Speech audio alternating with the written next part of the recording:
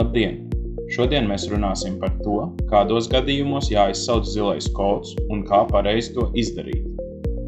Zilais kods ir nekavējoša reaģēšana un vai reanimācijas pasākumu uzsākšana pacienta vai slimnīcas apmeklētāja dzīvības glābšanai.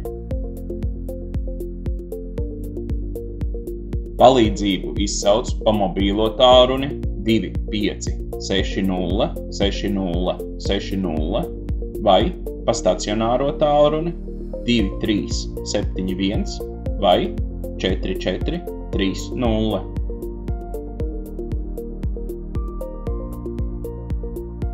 Intensīvā terapija māsa Baiba klausās. Zilais kods 5. nodaļa 7. palāta ziņo māsa Līga. Sapratu. Zilais kods 5. nodaļa 7. palāta. Mēs nākam. Gunda, zilais kods. Zvanītājs nodod informāciju šādā secībā. Saka zilais kods. Nosauc lokalizāciju, nosauc amatu un vārdu. Zvanītājs sagaida apstiprinājumu, ka informācija ir saprasta. Pēc izsaukuma nodošanas darbinieks atgriežas pie cietušā. Tiek turpināti reanimācijas pasākumi, līdz ierodas reanimācijas brigāde un dod tālākās norādes.